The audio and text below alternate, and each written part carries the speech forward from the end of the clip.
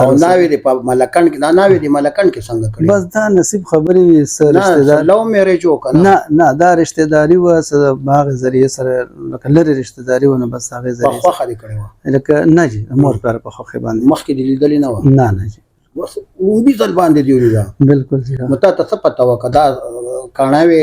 نور سوي ګوډه جی ها لکه هغه مور بل سره د بنده تعلقات ډیر خوي نو زما الحمدلله مور بل سره خط تعلقات او مور زما په مزاج پیدا تعلقات د مور کلار سره خني وینو بیا بدل کانا ګوډه خامخا خبرې دي مشکلات وی کنه چې اوس خبره مې دوه کتابونه چاپ دي چې یو شاعري ده او یو سفرنامه ده جی لکوتله تر کابل جی پرون مستا یو مثال چاته پیش کړی دی پرون خبره ده کنه مې صابر شاه صابر وی چې په اوله کې به مې دا کلام چاپ شو اخبار کې ما به خلکو ته خول چې نن زما کلام په اخبار کې چاپ دی بس یو وخت تیر شو بس هغه شوق نشته وی چې ویل د پیزار کما کلور ل د صادر کما ای زما وړي تنخواه چا د ورکما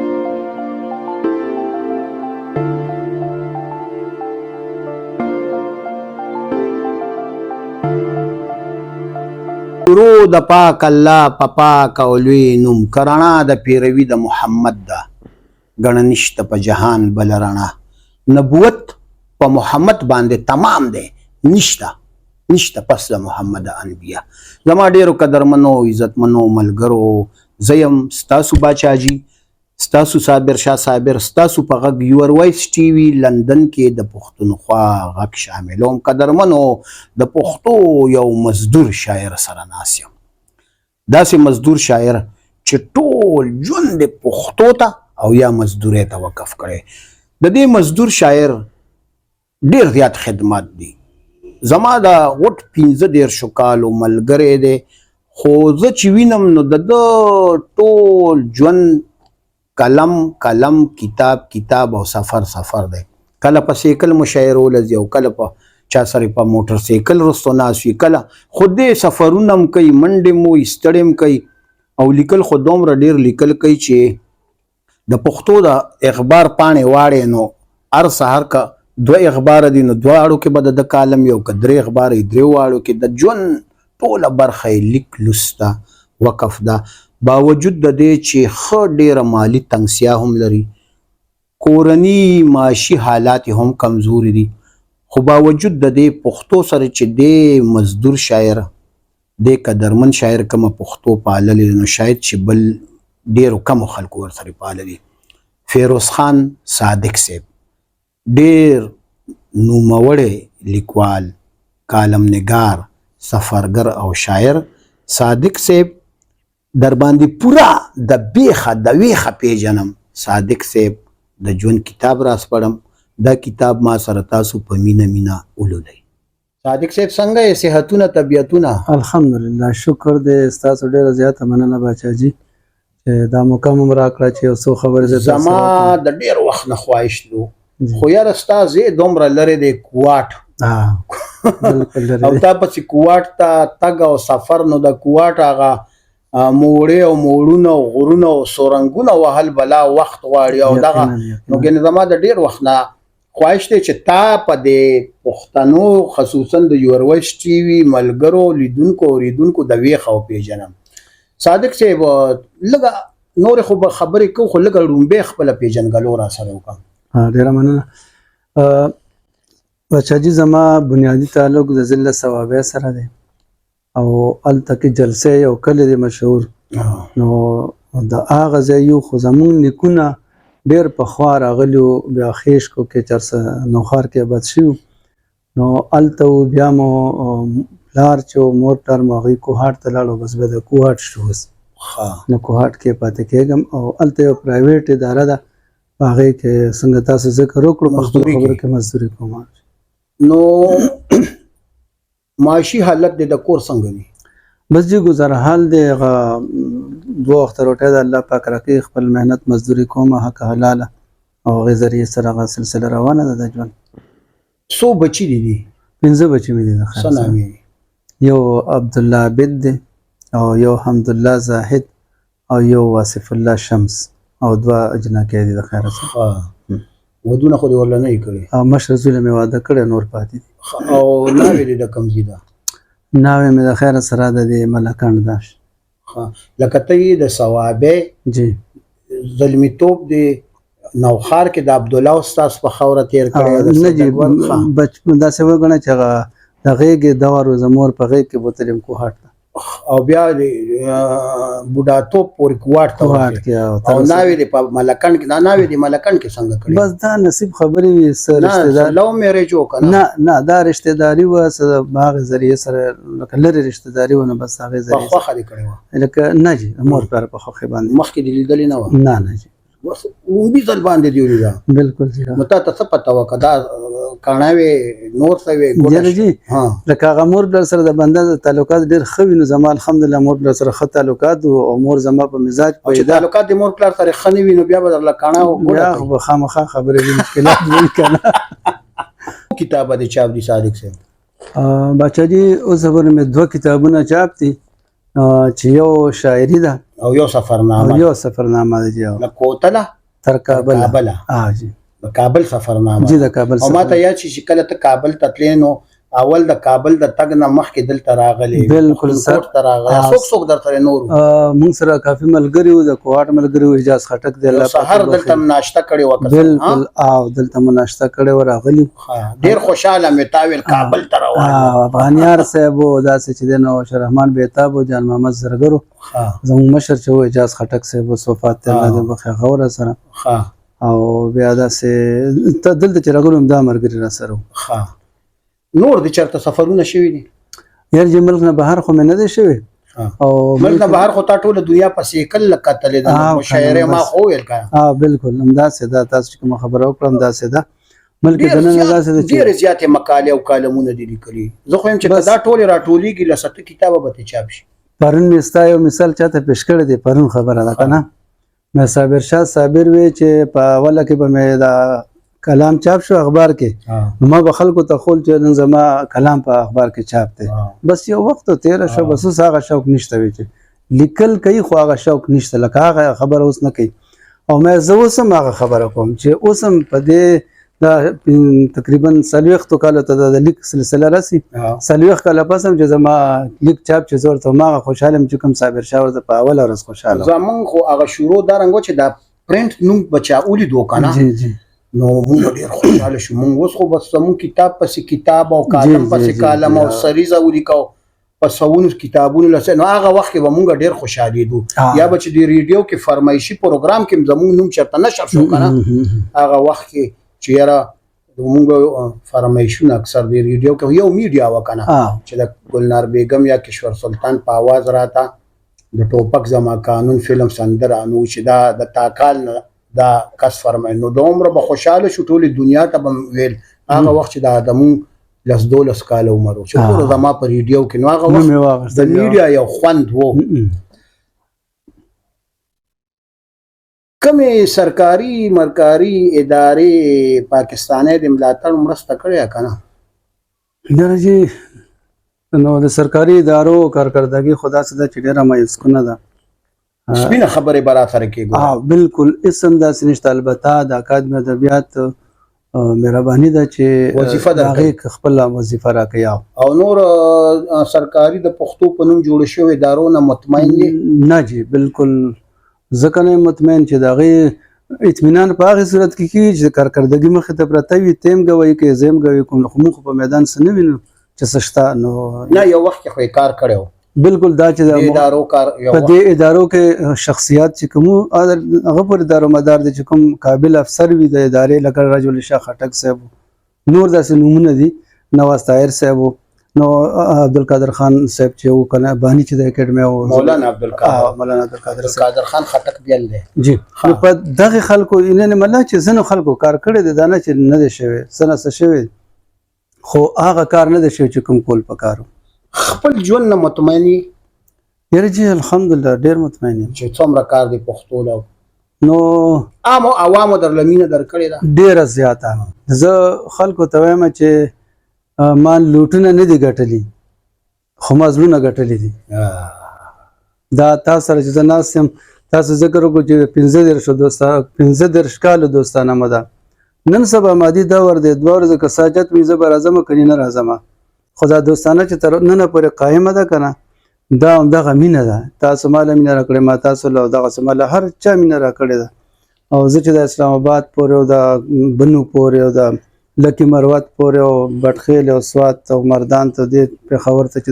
درځم کابل ته چې خدای مینه زه ګرځولې ما نو بېشکه ډېره مینه خلکو راکړې حد نه زیاته مینه راکړې د کوټ په ادب راته څه ووایه کوټ خو جي زه چې کله لکه ادبي دنیا ته راتلم دغه دور د ایوب صابر دور و د رومان صاغر دور و د رحمت شاه رحمت دور و عدنان بخاري و دغه نمونه قیوم مروت صاحب و ډېر نمونه خو زه چې د بنیادي کوم مشرانو دا دی سره د په محفلونو کې کېناستم بیا راتلو صادق سرګردان خدای بخیر رالو اجاز خټک صاحب رالو اقبال مومن شهید چې ولته کې پاتې کېدو هغه رالو ډېر ملګري رالو لویه سلسله ده خو هغه وخت نه زه ډېر مطمئن یم ډېر په قاعدګۍ سره کار کیږي او تر نن دور پورې اگر چې ډېره موده په کوهاټ کې ادبي ټولنه نه وه په کال 1980 کې لومړي ځل باندې د کوهاټ په خاوره باندې د پښتو ادبي ټولنه ساحو لیکونکي جوړه شوه چې د هغې باني رحمت شاه رحمت دی څوک چې ما سره اول ځل دلته راغلی و تاسو سره ملاقات شوی و دلته کې نو هغه هم خپل هغه هلې ځلې کوي او بیا ورسره نور ډېرې ټولنې جوړې شوې زه دا ګڼم چې دې وخت کې په کوهاټ کې د 100 نه زیات ادبي ټولنې وجود لري خو زه مخکې خبره کوم دې کې دا ټولې فعال نه دي دې کې یو دوه ټولنې درې به فعال وي چې بیا وروسته هم ځینې جوړې شوي او دا نور یا د جمود ښکار دي یا ختم شوي دي زما په خیال په کوټ ادب کې تیزي اله راغه تا لږ غونټې سنډه به تې کړي یا څه وجه به چې افغانان هلته لاړل بلکل جی ځکه چې نن هم ډېر ښه پروګرامونه که په کوټ کې کېږي نو د افغانانو ملګرو په ملاتړ ځکه چې دغه یو کال کې زه 2 ځل کوټ ته لاړم او ډېر ښه پروګرامونه او مخکتنې افغان چې کوم ملګري هلته کې ادبي ټولنه ده هغه یې کوي بیا دغه رنګې کوټ کې د شاکر او رګزې یا په افغانانو کې اتل افغان او د ټولو نه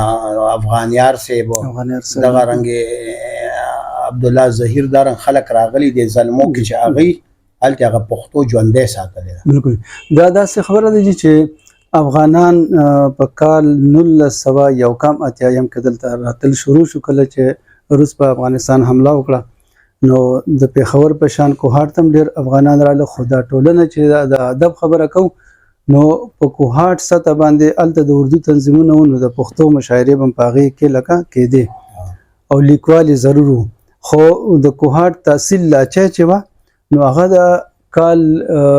تقریبا د 50 نه بلکې دی نه مخکې هلته کې خال غونډې کېدې بیا ناسې خو سید رهبر او د لاچی سید رهبر صاحب همدارنګ سعادت سحر صاحب دي هم کار کولو جی حیران صاحب دی بیا هلته کې په 82 کې باقاعده ټولنې جوړې شوې د پښتو او ډېرې منظمې مشاعرې وکړو چې حمزه بابا اجمل خټک د لوی لوی شخصیت به هلته بیا ورته راتلل نو کوهاټ کې ادب و ژوندی و البته ښاري لحاظ سره که تاسو د ښار په سطح خبره کوئ نو هلته واقع چې د افغانانو راتګ سره ځکه تقویت ورته میلاو شو چې ساحو لیکونکي په 80 کې جوړه شو نو دې کې صرف دا نه چې مقامي شاعران بلکې افغانان ملګري هم په دې کې عہدیداران چې په کې ډېرو رحیم داد حمزه د خدای وبخښ وفات شوی دی کنه نور داسې نومونه خان محمد شرفیار رحیم خان مجروح صاحب چې دی هغه هم د ساحو لیکونکي بنیادي غړی بلکې عہدیدار او بیا بعد کې هغې کوهاټ ادبي جرګه جوړه کړې په هغې کې اوس صدر دی صادق صاحب په کوم نوم به دی په وحدت کې کالم چاپ کېدو بچه جی ابتدا نه چې دی نو ګنګوسې په نوم باندې دی او تر ننه پورې دی دا کم وخت و دا جی تقریبا د 90 لسیزه وه دې نه مخکې ما لیکل کول د 15 نه لیکل کوم خو هغه مستقل کالم وحدت اخبار کې به چاپ کېږي د وحدت اخبار د کالم نګارانو باره کې ډېر کم کالم مشهور یو څو هغې کې خو جي که زه وایم چې کوم زیات شهرت موندلی و نو هغه د سید صابر شاه صابر سپینې و همدې شهرت خو موږ دې ته راوستو کنه چې هغه وجه دوستانم دو دی او بدخواهانم دو کم سل دي. هغه کې لکه څنګه چې د هغې سرخط و کنه سپینې نو هغه به هم دغه څه خبرې هم سپینې چا کې کوم عیب او کوم ځای کمزوري و خامي و نه به په ګوته کېده. یو خبره بل زه چې ذاتي طور د هغې نه متاثر هم د هغې موضوعات به ډېر ښه ټاکلی شو لکه بالفرض تاسو زیات کلمونه خو ادبي که نه اوس کلتوري طرف ته ځو تاسو په یاسمین خان باندې هم کالم لیکلو تاسو په بدر منیر هم لیکلو تاسو ډېر ګلنار بیګم باندې کشور سلطان او د ټي وي اداکاران ګلوکاران دا سم نو مطلب دا دی چې تاسو د ژوند یو اړخ هم نه پرېښی که نه بیا تاریخي شخصیاتو ته چې ځو لوی نومونه دي چې په هغې باندې تاسو که نه په کتابونو باندې په احمد شاه بابا باندې یعنې تاسو هر یو موضوع چې دی یا هر یو شخصیت هغه ټول مو په دې کې رانغښتي وو نو ځکه د خلکو توجه ځان راګرځوله بلکې تاسو ته به دا علم وي چې ادارې ته به شکایتونه هم کېده چې صابر شاه صابر ډېرې شکایتونه نه چې جګړې به ما په یو قادیاني یو کالم لیکلی و یو قادیاني جنازې هغه بیا دنیا پیر صاحب له ورغه چې دا کالم وګوره نو هغه ورته یا څه لیکلي خو قادیاني خو که نه چې رسول الله صلی الله علیه وسلم نه مني پیر صاحب خو په ډېر دین او په رسول الله صلی الله علیه وسلم عاشقي رسول و که نه ها ما ته غوږ شه هغه باندې ځینو نورالبشر نوید صاحب باسین صاحب بکو سرسیندک بالکل سعدالله جان برق صاحب کالم د سلیم راز صاحب داسې چې دی نو عبدالوکیل تبسم داسې ډېر لیکوالو که نه چې مشوره باندې لیکلو روخان یوسفزی پکې راغلو بیا ده په کالم لیکلو د نه علاوه ډېر نومونه په دې برخه کې اوس خو هیواد ته لیکي نه جی وحدت ته خو وحدت ته اوس لیکي جی اوس هم لیکم ما زه مسلسل لیکم نو دا ټول ولې نه چاپ کې که نه نو مالی حیثیت نه څوک نه چاپ کوي دا رنګ پښتون نشته دا بس د بنیادی خبره زموږ د پښتو د لیکوالو دغه مسله ده چې هغه که ډېر ښه لیکه کومو کې خو هغه بیا وسایل نه لري چې چاپ شي نو بس زه په دغه اخبار باندې اکتفا وکړم چې زه دلته خو بس وګولولي او قدرمن یو مزدور شاعر ما خو درته چې دی مزدوري کوي افسری نه کوي د مزدور شاعر هم دغه حیثیت وي چې هغه بچوله 2 وخته ډوډۍ پیدا کړي نو په یو کتاب خو 2 لکه روپۍ راځي نو هغه به 2 لکه روپۍ څنګه دا 2 لکه روپۍ خو ما ته 2 لکه روپۍ در سره شته نه جنان نه تا سره 2 لکه روپۍ شته نه جمع کړي نه دي نه دا سوي بس خو موږ مزدوري د جې خوړل اسکري دي اتیک صاحب ته دا د ثوابه ملګری دی اتیک صاحب او ډېر شاعري هم کوي د صادق صاحب ملګری هم دی دا صادق صاحب ته په 2 ټکو کې وای څنګه نظر ما ته خو لیدلې دی کنه صادق صاحب سره صابر صاحب زما ملاقات په 2014 کې شوه او صادق صاحب چې زه د هغه وخت نه ګورم تر نن ورځې پورې په دې څلورو اوتو کالو کې هم په هغه شکل هم په هغه ترتیب د څه بدلون د په زندګۍ کې یا د چې کوم کړوړ دی پای کې څه بدلون لکه مونږ بوډاګان شو دې ځوان دی جی بس هغه شان ملنساره او پښتو سره مینه او دا د پر خلوص ازړه نه پر خلوص د جبه نه خو چې څنګه جبه خوګه ده داسې او خو یو خبره پکې ده زه خو مو سپینې خبرې کوم او کالم چې صادق صاحب با کله کله په ورځ کې 3 ځل درله راځي جی کله کله په ورځ کې 3 ځل راځي خو کله کله دا رنګ غیب شي چې 3 کاله پس به درله راځي یاره جی مصروفیات او څه غیر مستقل مزاجیم ده څه غیر مستقل مزاجیم ده او څه مصروفیات دي صادق صاحب دا به ته معنی صحیح ده که نه کله کله لکه که خو ډېره لویه خبره یا خبره کې به دې نه ښکاري او کله کله به ایسه بیسه 2 ځله هم درله د ورځې راشي یاره جي داسې صابر صاحب داسې وخت دی چې په 1,000 تنخوا باندې به څوک څه کوي تاسو خپله لکه ذهن کې سوچ وکړو یا به کومه لار کوم یو کار به هغه سر ته رسوي ها صادق صاحب دا راته ووایه چې خوراک خو د ښه خوښ دی که نه الحمدلله الحمدلله هلکه ښه خوراک دی خوښ دی بالکل الله نعمتونه دي څه دی خوښ دی نو مطلب چې الله څه نعمت مخې ته که نه ډېر دی څه خوښ دی لکه وزار تر شیم زما پانچې او مازغه خوښ دی او کله کله سحر ناشتې سره خورم ځکه موږ سره صدر جوخ دی نو راوړم نه زه جی د غوښې خبره وکړم چې ډېر شوقین یم وریجې مې خوښې دي او سبزو کې مې اول نمبر بینډۍ خوښې دي کریلي دي کدو دي چې بیا کومه راله خو او څه دي خوښ نه دي پکې یاره داسې به د الله نعمت نه وي چې زمانه یې خو هر څه چې مخې ته راته څوک کېدي خو په خوشحالي ناوې سره جګړې مګړې کې ګور دا انټرویو به ټول خلک اوري او رښتیا به راته وي. ناوې سره جګړې کې نه جي نه کور کې دې الحمدلله حالت- ډېر ښه ژوند تېرېږي شکر دی ځکه چې بس زه خپل کار لرم هغوی خپل کار سره زه خپلې ذمهوارۍ پوره کوم هغوی خپلې د ذمهوارۍ چا ډیره کور کې چلیږي؟ نو بس د کور اختیارات خو د کور د خلکو وي که نه ما کور اختیار د ناوې دی. بالکل جی هغې فایده ماته شته لکه زه هغه چې هر څه هغوی ته حواله کړم چې دا بس ستاسو بجټ چې تنخواه والي او تاسو کور کور ورکې کنه څه بس داسې وګڼئ چې ټولې دي ځکه چې خو بس سودا راوړل وي هغه لیست جوړ چې یاره دا سودا ده نو بس چې کومې پاتې شي ورسره پرتې وي ضرورت په وخت یې بیا خرج کوي که نه نو هغې وجه ده چې زه هغې نه ځان ځکه بېغمه کوم چې زما بیا نور کارونه او ډېر دغه کوټ کې د کور خپل دی نه جي خپل کور نه دلته په کارۍ دی. دی. نو تا دومره ژوند کې څه ونه کړل چې یوه نیمه مرله ځای پې والې نو بس داسې ده جي د کرۍ څومره ورکې؟ تقریبا داسې 8000 پورې جوړېږي لکه 15000 نه 8000 د کرۍ موزي. بیا پکې بل مل هم راځي بیلونه هم چې پکې راځي د دواړو بیلونه یو شپاړس زره خو دې درته پاتې کېږي تقریبا داسې که نه؟ به نیمه تنخوا ځي په دغه کرایه او بیلونو کې او نیمه بس ماته پاتې کېږي. هغه څنګه د شیر زمین ماهر د خدای وبخي یو شعر یې کنه چې زویله لور له د پیزار زویله د پیزار کما کلور له د صادر کما ای زما وړې وړې تنخوا چا د ورکما. قدرمنو عزتمنو فیروز خان صادق د پښتو محسن دی او ډېر لوی خدمات دي ډېر تاسو خصوصا د ادیبان شاعران د خدماتو نه خبر دي د ځینې مجبورۍ د کور دي اماته پته ده نو په کار چې دا رنګ ملګري چې د پښتو دپاره کار کوي چې دا رنګ ملګري مونږ وهڅوو چې کم از کم که نور څه نه چې د هغې هغه کتابونه خو مونږ چاپ کوو که نه چې د چا وس وي چې هغه سره ودرېږي نو د پښتو د ودې او برتګ دا سفر مونږ دغه رنګې مونږ جاري ساتو. د پښتو دا ټي وي هم د لندن ملګري چې چلی په دې جذبې چلی چې هلته ناست په لندن کې د خو د پښتو خدمتو کې نو که